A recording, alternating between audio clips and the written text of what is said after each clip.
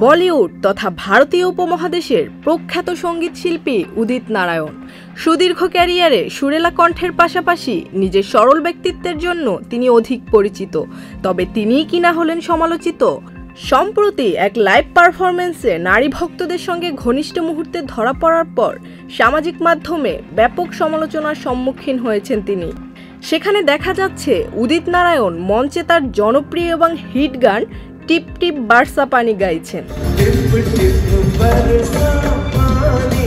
তিনি যখন মঞ্চে পারফর্ম করছেন তখন অনেক নারী মঞ্চের নিচে এসে জড়ো হন এবং দূর থেকেই তার সঙ্গে সেলফি তোলার চেষ্টা করেন। সেটা দেখে গায়ক নিজেই সামনে এগিয়ে আসেন এবং মাটিতে বসে নিচু হয়ে তাদের সঙ্গে সেলফি তোলেন। গানের ফাঁকে ফাঁকে সেখানে উপস্থিত নারী অনুরাগীদের চুমুও খাচ্ছেন।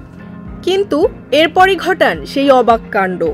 একজন নারীর সঙ্গে গায়ে হাত দিয়ে সেলফি তোলার পর সেই নারী ভক্ত গায়ককে চুমু খেতে চাইলে তিনি সেই নারীর ঠোঁটে চুমু দেন। আর সেই দৃশ্যই এখন ইন্টারনেটে তুমুল চর্চায়। এদিকে সামাজিক মাধ্যমে উদিতের এই ভিডিও দেখে রীতিমতো হতবাক অনুরাগীরা।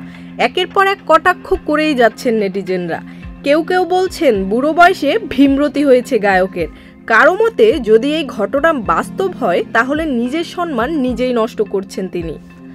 তবে শেষ পর্যন্ত সমালোচনার জবাবে মুখ খুললেন এ বর্ষিয়ান গায়ক। তিনি বলেন, এগুলো দর্শকদের পাগলামি ছাড়া কিছুই নয়।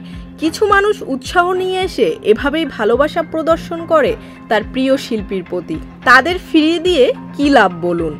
আমরা শিল্পীরা খুবই সাদাসিধে, তাই এগুলো নিয়ে মাথা ঘামানোর কিছু নেই। Jerin Sumi, channel I.